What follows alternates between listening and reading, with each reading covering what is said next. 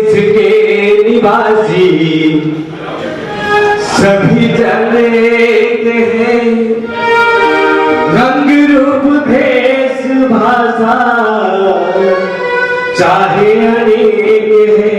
क्या बात है, क्या बात है। हिंद देश के जो निवासी है सभी आदमी एक जैसा है, बेशक रंग रूप भेष भाषा अलग अलग है। आइए चल।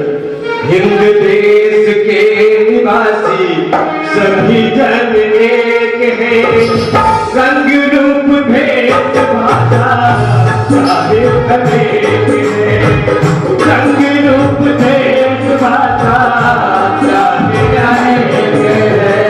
हिंद देश के निवासी सभी जन एक है, रंग रूप भेष भाषा चाहे अनेक है, रंग रूप भेष भाषा